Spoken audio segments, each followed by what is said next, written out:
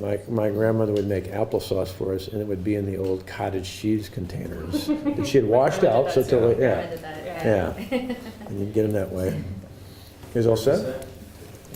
All right, we'll fire away. I'm going to say a couple things, and then you can ask any and all questions, and I may answer some of them. Well, first off, thanks for coming by. As I mentioned the other day on Twitter, after the election, we didn't know until late into Wednesday morning exactly the outcome. First off, I want to say thanks to the voters across the state of Wisconsin, as I stated the other day. Appreciate the fact. I mean, for 8 years now, the people of the state have given me honor to serve. That's been the distinction I've had through 3 separate elections, one more than I bargained for, but nonetheless, I appreciate that. Even in this last election, we got roughly a little over 30,000 more votes than we had 4 years ago. So I appreciate the votes of confidence in the past, and even the votes that we received this time. Obviously, it wasn't enough for this past election. I understand that. But for the next 52 days, I still plan on continuing to fulfill the commitment I made to the voters of this state to serve as governor through the end of this term. I'll work with our state agencies to make sure that we continue to be in good shape moving the state forward.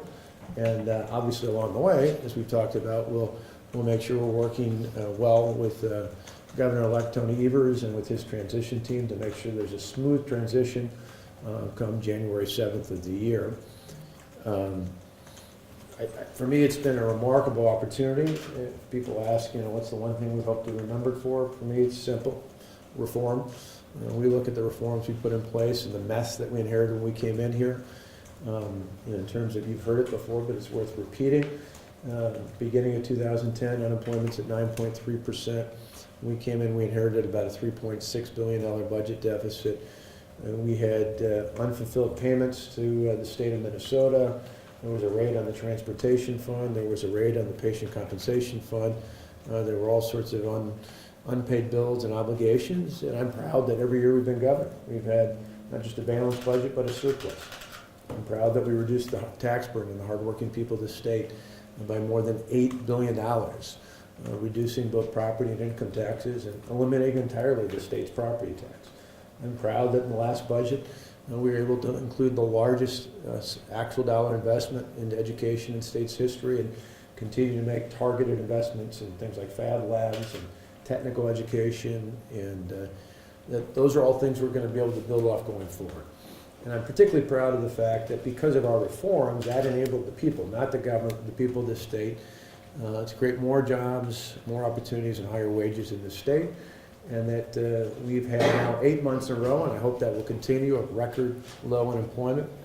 It's never been lower than it's been over the last 8 months prior to this year, and that we have more people working in the state of Wisconsin than ever before.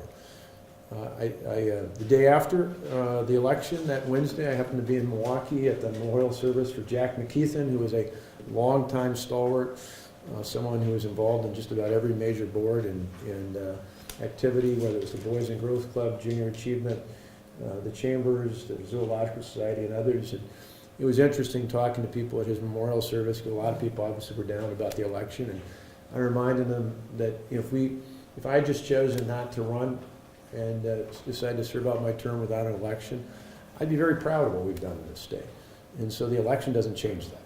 I'm very proud of what we've done in the state. I think we've reformed the state, and what I particularly appreciate, particularly in light of the fact that the Assembly and Senate continue to be strong here, is that we're not going to retreat. The state of Wisconsin is not going to go backwards. We may not go forward as fast as we'd like over the next several years, but we're going to continue to be strong.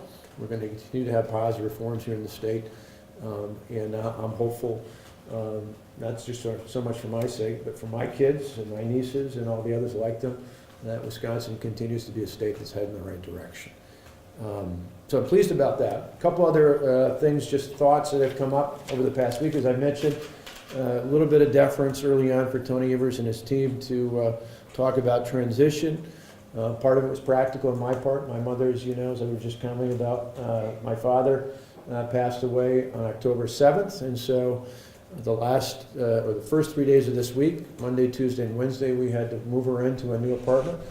So it was kind of nice to have the time to be able to go off and do that and be Pat Walker's son and not the governor of the state of Wisconsin for a couple days. Some people suggested I should go away and get away from it all. I think those of you who have parents that are aging can appreciate how it's more important than getting away from it all is getting into it and making sure you help your parents. In this case, she needed our help and the help of my brother and the rest of our family.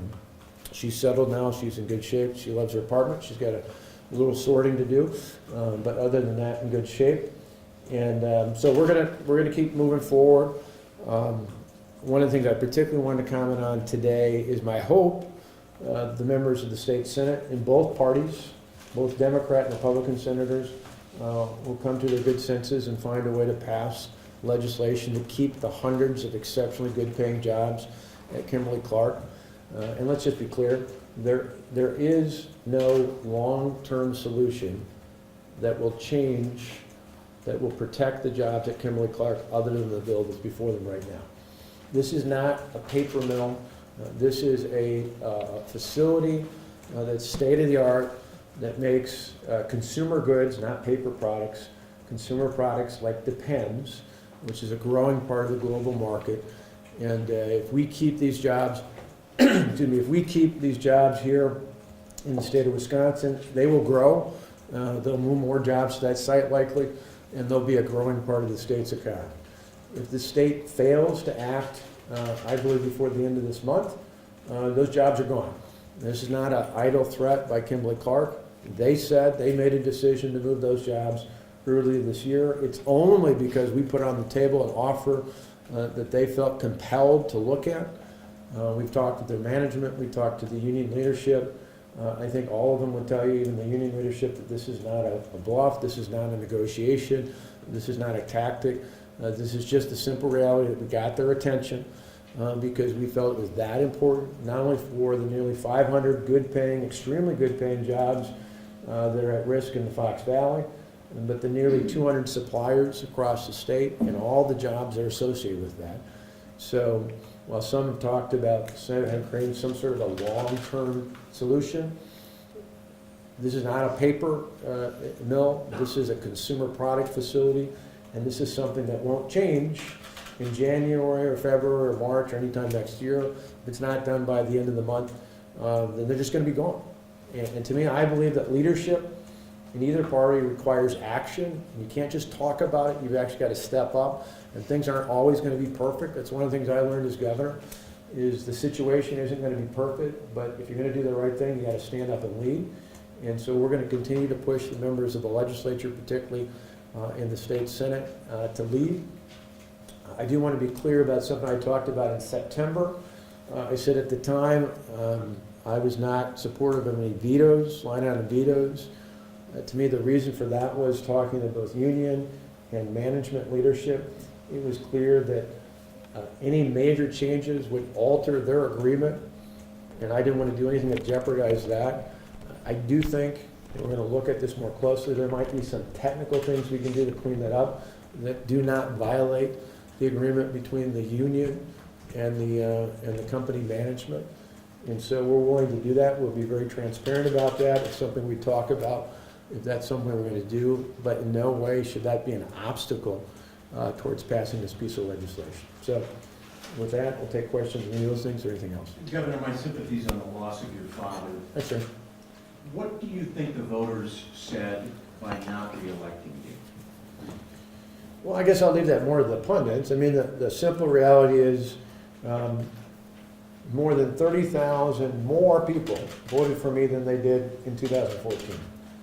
And so this was a bigger turnout election than we've historically seen in the state of Wisconsin. So I'll leave it to the pundits and people who decipher all the numbers, but it was without a doubt a big election, a bigger turnout than ever before. But the numbers we received on a week ago Tuesday would have won the election 4 years ago. They would have won the election 8 years ago. So no way do I see it as a rejection, but rather just a larger electorate than we've ever seen in the past. Governor, do you think the whole push from the left, from the Democratic Party on pre-existing conditions, you talked about it on several occasions, this was probably the big lie of 2018.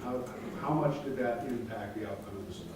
Well, I think it's a significant part. It's the reason why they spend so much time on it. I mean, the bottom line is here today. If anything were to happen in the next 52 days, I'd do exactly what I said during the campaign, and that is I'd call a special session in a heartbeat to bring the people, bring the legislature back in to serve the people of the state of Wisconsin. I don't believe that's going to happen. I think no matter what happens after January 7th, that it won't make any difference in terms of whether Wisconsin is a part of a court case or not. In the end, the decision by the courts are going to be made regardless of Wisconsin's position, and then depending on whether the court changes that or the Congress changes it, if in either case that happens, lawmakers here in the state of Wisconsin are going to have to work together to make sure there's existing law in the state that protects people with pre-existing conditions. That's something that, even though it was, as you point out, in the election, I thought that was something that was not accurately portrayed. But the bottom line is Republicans and Democrats, I think, overwhelmingly agree on that. And the good news is if something changes, they're going to correct it. Governor, I'll go to everybody. I'll go over here. have you spoken to the minority leader personally to see if there's anything she can do to get some of her caucus members to support the Kimberly-Clark package? Is that something you would do? I haven't since way back earlier in the year when we first started talking about this. Right now, I think in the end, it's got to be the most potent force in terms of helping get votes on the Democrat side of the aisle in the state Senate is probably the employees union. If they can't convince Senate Democrats to vote, I certainly am not going to be the one to convince them.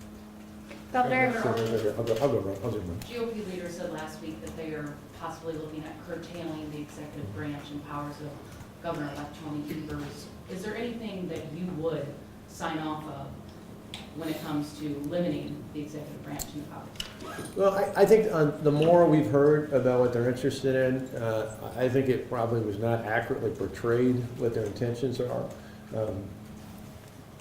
Over the last 8 years, I and the legislature have had a pretty good working relationship.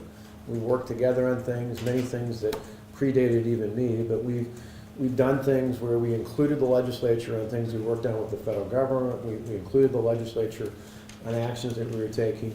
We didn't always agree, as you all know. Even in the last budget, there were areas we disagreed on. But I believe, and we'll see, I don't know that the Assembly and Senate have even clearly defined where each caucus would like to go, but I believe in the end, most of what's likely to come up between now and January 7th is more of a reflection of codifying the practice that we've had in the past. You're certainly not going to see things, for example, that limit the ability of a governor to veto things or anything of that nature.